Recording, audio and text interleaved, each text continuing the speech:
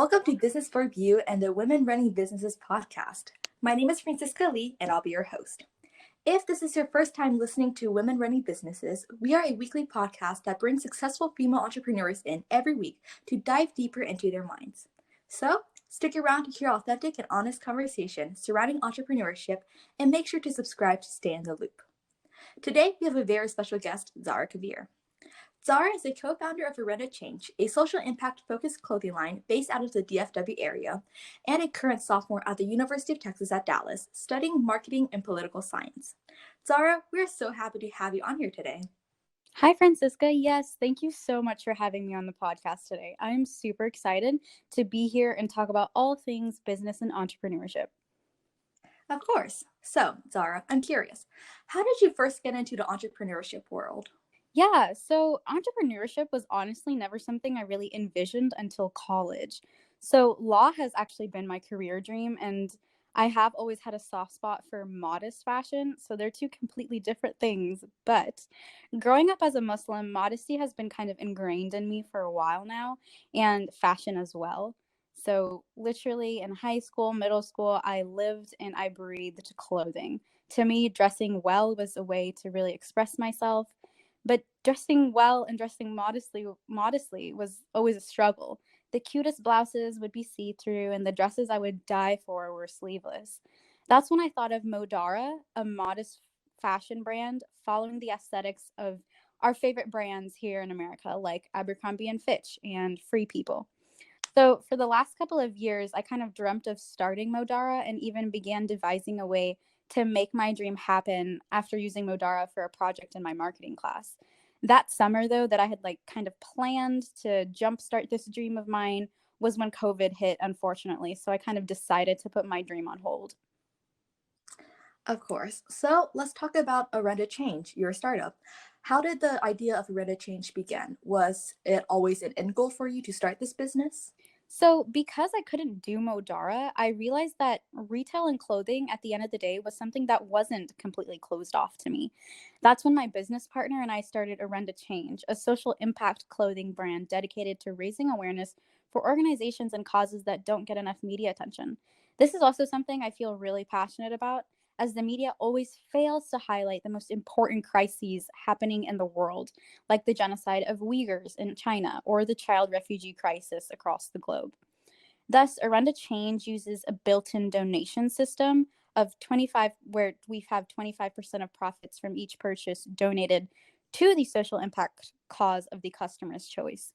So Arenda Change at the end of the day is a clothing brand, but in reality, it is much bigger than that, because our ultimate goal is for our customers to become active participants in their local, national, and global communities by both directing them to our socially active Instagram and providing a built-in donation with each Arenda Change purchase to that social justice cause. We are really one step closer to attaining that goal.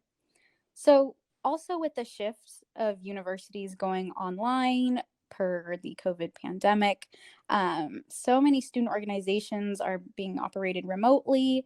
And we also saw an opportunity to help them stay connected with each other through custom merch. So, we recently started partnering with a few of these on campus organizations to help them design their custom t shirt or crew neck. So, by doing this, their members order directly through us, and we take care of shipping each product directly to their door. So I guess you could say it's almost like a two-way give back model, one to our local community where we work with on-campus organizations, student organizations, as well as the other 25% donation aspect to a more global focus. That's amazing that Arena Change really focuses on social impact, especially during, these current times. So tell me, what are some of the ups and downs of having a give back model? Right. So I guess an obvious challenge would be navigating our profit margins, because we do give 25% of profits back to these organizations. But, at the same time, giving back to these causes is the foundation of why we began Arenda Change in the first place. Each time a customer finds our page on Instagram, which is at Arenda_change, by the way, and purchases from us, I'm so glad, because I feel like they know that they made a difference for someone across the globe. And, that in itself is way more rewarding than anything else. For sure, that is definitely really important. So let's shift gears here a little bit and let's talk about school because you are still a student. So, what made you decide to choose marketing and political science as your majors in college? Right. So I'll go with the easy answer first. Political science was an easy choice just because I knew I was interested in law since I think middle school. I've always loved reading, writing, keeping up with politics, and more. So political science kind of fell into my lap. Marketing, on the other hand, was something I realized later on in my freshman year of college.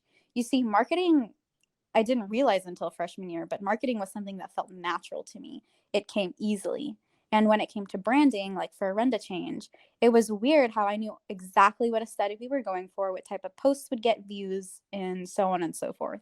Even now, as a Renda Change is actually thinking of relaunching, playing with different aesthetics is incredibly fun to me. Also, as a part of marketing, social media is something that also comes very naturally to me. Yeah, so speaking of social media, I saw that you're on TikTok with over 22,000 followers. What has that journey kind of been like? And was it like planned or did you just accidentally start and like it just happened? Tell me about that. So yeah, I'm glad you bring that up. So as of right now, like you said, I have around 22,000 followers on TikTok with 1 million likes. So this was something I started back in February of 2020. So kind of just when COVID was beginning to be a thing. So creating content really has become a lot easier since then. And I will admit, posting TikToks has become more and more harder as the semester goes on. At this point, I would say I usually post bi-weekly, but I still really enjoy the creativity TikTok allows me. For the most part, it's like a creative outlet for me. For sure. And having that creative outlet's really Hmm. important. So let's jump back to you being at school. I know that there's a lot of different resources that are offered to student entrepreneurs, whether that's, advice or support from professors or actual structured programs in the, entrepreneurship departments. What are some of the things that you've been able to take advantage of, especially as a student pursuing entrepreneurship? For sure. There are so many opportunities, like so many. Sometimes I look back and I'm so grateful. But there's so many opportunities for college students who are starting their own business. For example, at the University of Texas at Dallas, we do have the Institute for Innovation and Entrepreneurship, and they hold several startup accelerators throughout the academic year. So I've participated in both accelerators actually, and the speakers they bring in offer such a wealth of knowledge. It's crazy. So there are also connections to the Blackstone Launchpad at UTD, such as their fellowship that we actually, Arenda Change, participated in last fall. So this was real, like a really amazing opportunity to connect with other young entrepreneurs and grow. Oh, yeah. The Blackstone Launchpad Fellowship is definitely a really good experience, especially for the students who are wanting to create that lasting network across the country that you might not be able to get like locally. Can you tell me a little bit about that and like what your experience was in the For fellowship? sure. So the Blackstone Launchpad Fellowship was, first of all, an amazing resource. I recommend it to anybody. You should definitely apply. Keep them on your radar. But basically, they had a mentor week, which allowed us to meet with many different professionals in a variety of industries, especially as students, people that we cold reached out to were more willing to share their experiences with us since we were all still students who wanted to learn more. And of course, people love sharing advice and talking about what they do best. So we definitely took advantage of that. That's interesting that you bring up mentors. I think one of the most important things that an entrepreneur can do is to create that good support system of mentors and like-minded people to reach out to, whether it's to, bounce ideas off of them or to ask for help. How have you found that to be true for yourself? So yes, 110% yes. From from the Techstars and Blackstone Launchpad Fellowship, we were able to talk to so many different mentors from various fields of expertise, like I mentioned.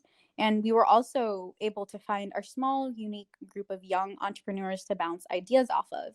So I thought that this was actually one of the most incredibly helpful things that we could even get out of this fellowship. Considering that, starting a business during a pandemic isn't something a lot of people experience. So, having that little support group to go to or just checking in with another person from that support group, I think it's really, really necessary. Yeah, for sure. And I know personally, like taking a full course load at school isn't easy. And then, add on top of that, work on your own business, social media, any extracurriculars that you're doing and whatnot. Am I missing anything here that you're doing? How do you balance all of that? Right. So yeah, balancing is definitely hard. Right now, I am also in the process of writing my book called Kismet and leading the student organization of women pursuing law on campus. However, I will say, though it may seem like a lot, I would say that the key to balancing is really engaging in things that genuinely interest you. So, for example, if I was president of 4 different clubs and in an internship at a company that looked good on my resume, trust me, I would not be as happy as I sound. If you involve yourself in things you enjoy, I promise it won't feel like work. Wow, you're just like superwoman doing everything that's possible here. Do you ever like sleep? Of course, with being so busy with entrepreneurship and school and everything that you're doing, what do you do to like avoid burnout and just relax in the what must be little free time that you have? Yeah, so I think to avoid burnout, I'm going to let some things out about myself, I guess. You can catch me binging the latest Korean drama or Turkish drama. I also read a lot, so if you don't hear from me for more than 3 hours, you can basically infer that I am binging something. So I will say it's not exactly healthy sometimes. I cannot count the number of times I have prioritized Netflix over sleep. And yeah, to be honest, those 5 a.m.s are getting a little tiring at this point. But yeah, honestly, I just think it's important to have those hobbies to fall back on. Sometimes, even if you are genuinely enjoying something about like keeping up with your business, keeping up with something that you created, you do need a break from that, something to just kind of escape, you know? So I do think that's incredibly important to have those hobbies to fall back on. For sure, taking time for yourself and finding that time for yourself rather than spreading yourself too thin is so so important. Before we end today's episode, what's one piece of advice that you'd have for anyone thinking about starting a business while still in college? Right. So I wouldn't say it's exactly one piece of advice. It's almost like a little, I don't know, combination. Share anything you Yes, want. a little combination of advices. I don't think that's correct grammar, but anyways. So time management for the first part. If you do not have a planner, you need to get a planner or a Google Calendar or something to keep everything together. Me, on the other hand, I am an organizational freak, I like to call myself sometimes. I have a physical planner where I keep all my school stuff and sometimes write some like school meetings on there, like whenever we have like exec board meetings for the club Women Pursuing Law. I also have my Google Calendar, and that's where we have the Arenda Change calendar, things we need to get done there. That's where I put all my meetings. That's where I put all like the classes I have to block out to attend. I also have, those little stick notes, those sticky notes you can put on your laptop desktop. I love them. I have so many of them on my desktop screen. But that's also just another way to keep track of things. If I have like individual assignments, I'll put them on that list. Like, what do you need to get done today?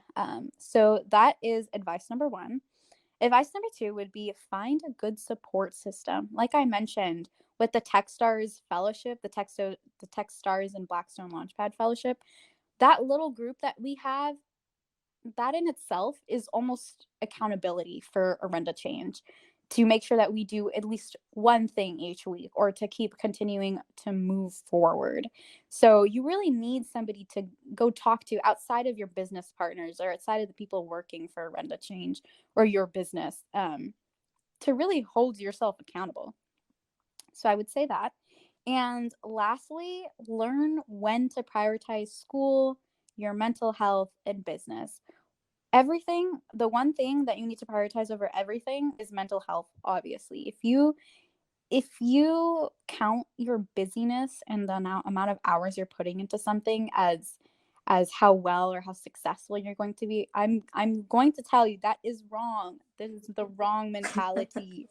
Do not compare how busy you are to how busy someone else is. Everybody has varying levels of how much they can take and how much effort they can put into something, because burnout is real. So I would definitely stress the importance of mental health, going back to your hobbies. And even if it's a little unhealthy, like binging until 5 a.m. like I do, at least your mental health is doing a little better, right? So at the end of the day, just keep that in mind, I guess. For sure. You went above and beyond to share 3 tips instead of just the one I asked for. So thank you for that. And I think with that, that is an awesome note to leave off of, Zara. You shared some really important things to keep in mind as a student entrepreneur, and I really appreciate you coming on the show. And listeners, make sure to tune in next week to Women Running Businesses.